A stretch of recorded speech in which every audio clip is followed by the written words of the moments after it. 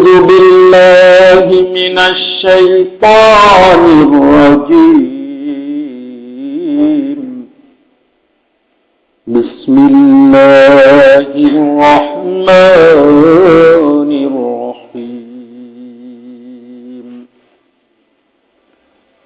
قل عبادي الذين آمنوا يقيموا الصلاة وينفقوا مما رزقناهم سرا وعلانية من قبل أن يأتي يوم لا بيع فيه ولا خلال صدق الله المولانا العظيم قال رسول الله صلى الله عليه وسلم أسوأ الناس سرقة الذي يسرق من صلاته قالوا كيف يسرق من صلاته قال لا يتم ركوعها ولا سجودها الحمد لله আল্লাহ পাকের অসংখ্য অগণিত কৃতজ্ঞতা যে আল্লাহ জাল্লা শানুহু আমাদেরকে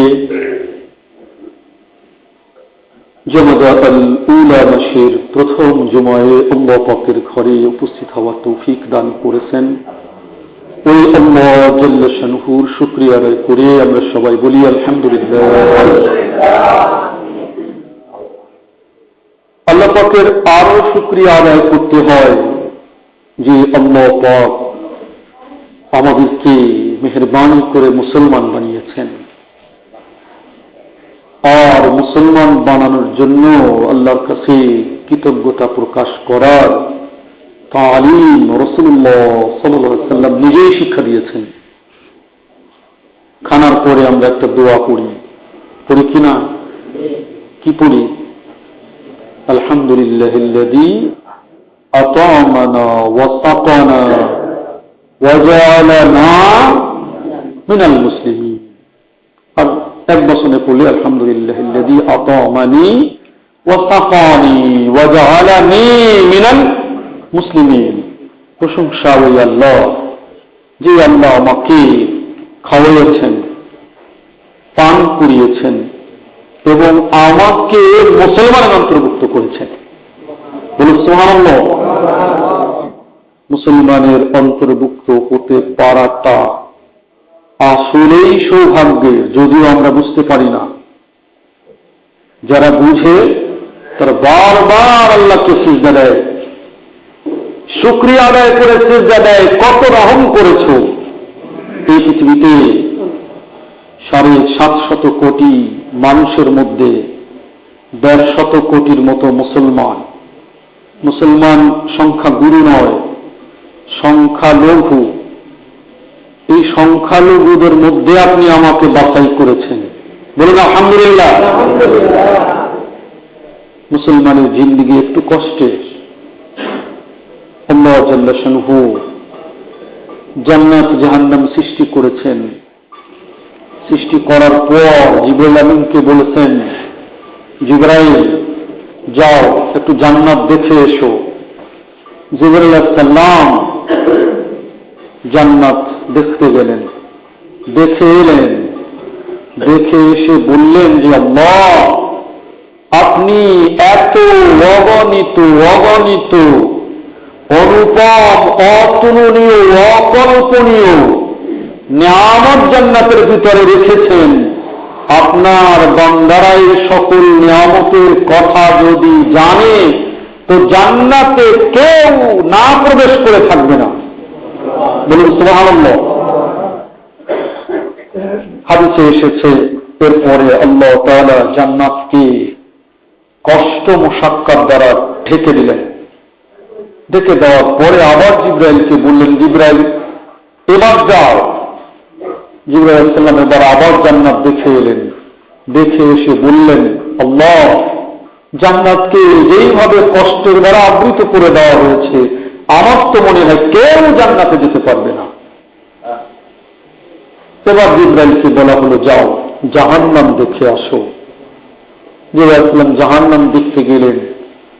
জাহান্নামের কঠিনতর কঠিন অকল্পনীয় আযাব দেখে উনি ফিরে এসে বললেন, আল্লাহ, জাহান্নামে আপনি এত বিভৎস শাস্তির ব্যবস্থা করেছেন, আপনার বান্দারা শুনলে কেউ জাহান্নামে আসবে না। আল্লাহ তাআলা এরপর জাহান্নামকে মনের চাহিদা, শাহওয়াত এ দ্বারা ঢেকে দিলেন। আবার জিবরাইলকে পাঠালেন, যাও। জিবরাইল সাল্লাম এবার জাহান্নাম দেখে এসে বললেন যে যেভাবে আপনি মনের চাহিদা, শাহওয়াতুন নফস দ্বারা জাহান্নামকে ঢেকেছেন, আমার তো মনে হয় আপনার বান্দাদের থেকে কেউই জাহান্নাম থেকে বাঁচতে পারবে না। বলুন নাউযুবিল্লাহি মিন যালিক। সম্মানিত ভাইয়েরা, সহিহ বুখারী মুসলিমের হাদিস, জান্নাতে যেতে হলে কষ্ট একটু করতেই হবে। আলী সাল্লাল্লাহু আলাইহি ওয়াসাল্লামের একটি কথা সেদিন আমি পড়লাম, দুনিয়াতে সবচেয়ে কঠিন হলো সংশোধিত হওয়া। এটা বড় কঠিন। খারাপ থেকে ফিরে আসা এটা বড় কঠিন। আর সবচেয়ে সহজ হলো ধ্বংসের অতল গহ্বরে তলিয়ে যাওয়া। এটা খুব সহজ, খালি চালটা ছেড়ে দিলেই হয়, ব্রেকটা ছেড়ে দিলেই হয়, আপনি খারাপ হয়ে যেতে সময় লাগবে না। কিন্তু কোন খারাপই আপনার ভিতরে ঢুকেছে, এই খারাপ থেকে উতরে আবার ভালোর পথে আসা বড়ই কঠিন। কথা বলো, কথা বলা যত সহজ, বাস্তবায়ন করা এত সহজ নয়। গত পরশু দিনের পত্রিকা আমি যেটা পড়ি ওটার ভিতরে শেষে তিনটা বিষয়ে খুব যত্নবান হন। এক নম্বর বিষয় বলেছে নিজের ব্যাপারে যত্নবান হন। নিজেকে যথেষ্ট মনে করবেন না। আমার কাজ অনেক হয়েছে, অনেক আমল করি, আমি অনেক ভালো মানুষ, এরকম মনে করেন না। সাহাবীরা এটা করেননি। হানজালা ইবনে ঘটনাটাও ওখানে এনেছেন। এত বড় সাহাবী, সুবহানাল্লাহ, রাসূলের কেমন আছে, যিনি উহুদের ময়দানে রাসূলের দুর্দশার কথা ছুটে গোসল ছাড়াই ছুটে গিয়েছেন এবং শহীদ হয়ে গিয়েছেন। বলুন সুবহানাল্লাহ। কেমন দিন, বিবির সাথে মেলামেশা করেছেন, এর মধ্যে খবর এসেছে যে উহুদের ময়দানে অবস্থা খারাপ, গোসল করার সুযোগ পান না, এই অবস্থায় উহুদের ময়দানে ছুটে গেছেন। রাসূলের প্রেমে কাফেরদের মাঝে ঢুকে যুদ্ধ করে শহীদ হয়ে গেছেন, যাকে গাসিলুল মালায়েকা বলা হয়, ফেরেশতাদের গোসল দানকারী ব্যক্তি। বলুন সুবহানাল্লাহ। উহুদ যুদ্ধের পরে রাসূলুল্লাহ সাল্লাল্লাহু আলাইহি ওয়াসাল্লাম জানতে পেরেছেন যে হানজালা শহীদ হয়েছে এবং সে শহীদ হয়েছে নাপাক অবস্থায়। সাহাবীদেরকে বললেন, হানজালার লাশটা খোঁজো, তাকে গোসল দেওয়াতে হবে। হানজালার লাশ কোথাও পাওয়া গেল না।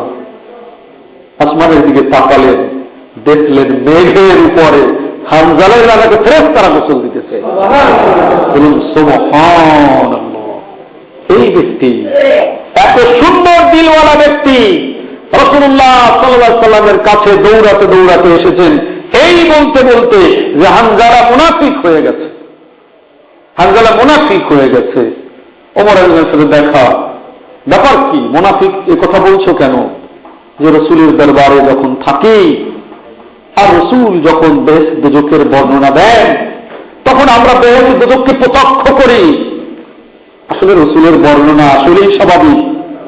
অনেক ওয়াজি এমন ভাবে ওয়াজ আমাদের সামনে উপস্থাপন করে আমরা যেন জিনিসটা দেখতেই পাই। কি বলেন? সাহাবী হানজালা বলেন যে রাসূল যখন আমাদের সামনে জান্নাত আর জাহান্নামের বর্ণনা দেন তখন যেন আমরা জান্নাত জাহান্নামকে প্রত্যক্ষ লক্ষ্য করি আর দিনটা সেরকম হয়ে যায়, সেভাবে থাকি, কিন্তু বাড়িতে চলে যাওয়ার পর বিবি বাচ্চা, স্ত্রী পুত্র পরিজন এদের সাথে মিলিত হই, অবস্থা পরিবর্তন হয়ে যায়, তাহলে তো দ্বৈততা আমার ভিতরে এসে গেছে। আমি তো একের উপরে থাকতে পারলাম না, এটা তো মুনাফিকের খাসলাত। ওমর বললেন, তা তো আমারও তো একই অবস্থা, চলো।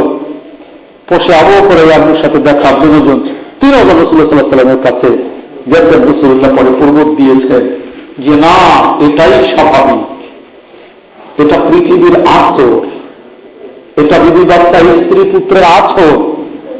আমার সাকাতে যেরকম থাকো সেরকম যদি বাহিরে যাও, তাহলে তোমাদের পক্ষে দুনিয়ার সংসার করা সম্ভব। তবে তোমার ভিতরে এই যে অনুভূতিটা আছে, এটাই তোমাকে জান্নাতে নিয়ে যাবে। ওমর রাদিয়াল্লাহু আনহু ইসলামের দ্বিতীয় ব্যক্তি। ওমর রাদিয়াল্লাহু আনহু নিজে রাসূলুল্লাহ সাল্লাল্লাহু আলাইহি ওয়াসাল্লামের নিজের কানে শুনেছেন, রাসূল বলেছেন যে ওমর জান্নাতি, 2 নম্বর জান্নাতি, আবু বকর জান্নাতি, ওমর জান্নাতি। 10 জনের কথা, 2 নম্বর ব্যক্তি রাসূলের মুখ থেকে নিজের কানে শুনেছেন। শোনার পরেও রাসূল সাল্লাল্লাহু আলাইহি ওয়াসাল্লামের ইন্তেকালের পরে হুযায়ফা রাদিয়াল্লাহু আনহুর কাছে গিয়েছেন, যাকে গোপন ভেতের ভান্ডার বলা হতো। রাসূলুল্লাহ অনেক গোপন কথা হুযায়ফা রাদিয়াল্লাহু আনহুকে বলে গিয়েছেন যে এটা ঘটবে, এটা ঘটবে, এই হবে, সেই হবে। ওমর জানতেন যে হুযায়ফা গোপন বেদের ভান্ডার। আমি একটু হুযায়ফার কাছে যাই, গিয়ে জিজ্ঞাসা করতেছে, হুযায়ফা, আমি ওমরের নাম কি মুনাফিকের খাতায় আছে নাকি? হুযায়ফা রাদিয়াল্লাহু বললেন যে না, আপনার নাম নেই। উনি বললেন আলহামদুলিল্লাহ, তাহলে আমি নিরাপদ হয়ে গেলাম। বলুন সুবহানাল্লাহ। চিন্তা করুন তো, চিন্তা করুন তো, একবার একটু চিন্তা করুন। রাসূলের মুখে শোনা আমি জান্নাতি, এটা শোনার পরেও আবার খুঁজতে যাচ্ছেন যে আমি আমার না মুনাফিকের ভিতরে পড়ে যাই। আমরা কেমন আমল করি, কি আমল আমাদের আছে? আমরা যে এত এত বেশি আত্মকেন্দ্রিক হয়ে যায়, নিজেকে এত ভালো মনে করি কি করে? আরো অনেক ঘটনা আছে, যে ঘটনা আল্লাহওয়ালারা নিজেদেরকে তুচ্ছ মনে করতেন। এজন্য আল্লাহওয়ালারা বলেছেন, মিটা দো আপনা হস্তি কো কুস মর্তবা চাহে তো, তুমি যদি আসলে কোনো মর্যাদা চাও নিজেকে বিলীন করে দাও। কারণ শোনো, বীজ যতক্ষণ পর্যন্ত নিজেকে মাটির সাথে মিলিয়ে না দেয়, ততক্ষণ পর্যন্ত ওই বীজ থেকে চারা গজায় না। কথা ঠিক কিনা? বীজ যদি বলে আমি যেরকম আছি সেরকম থাকবো, আমার খোলস ফাটবে না, আমার দানা পচবে না, গাছ হবে? ভাই, এজন্য উনি বলেছেন যে প্রথম মুসলমানদের যে দুর্দশাটা, এখন মুসলমান নিজেকে কি মনে করতেছে? খুব ভালো মনে করতেছে। নিজের ব্যাপারে সে অত্যন্ত আত্মনির্ভরশীল হয়ে গেছে, নিজের দুর্বলতা নিজে খুঁজে পায় না। এটা মুসলমানদের জন্য বড় একটা সংকট। দ্বিতীয় সংকট বলেছেন যে মুসলমান নিজে যাও আমল করে, নিজের আহাল পরিবারের ব্যাপারে কোনো খোঁজ নেয় না। কথা ঠিক কিনা? 3 নম্বর, মুসলমানের ভিতরে মুসলমানিত্বের কোনো সিফাত পাওয়া যায় না। যা দেখে বিধর্মীরা মুসলমান হয়েছে। বিধর্মীরা ভাবতেন দাওয়াতে মুসলমান হয়েছে, আর ভাবতেছেন বুঝি তরবারিতে মুসলমান হয়েছে। না, বিধর্মীরা মুসলমান হয়েছে মুসলমানদের গুণ দেখে দেখে, সিফাত দেখে দেখে। সুবহানাল্লাহ, সুবহানাল্লাহ।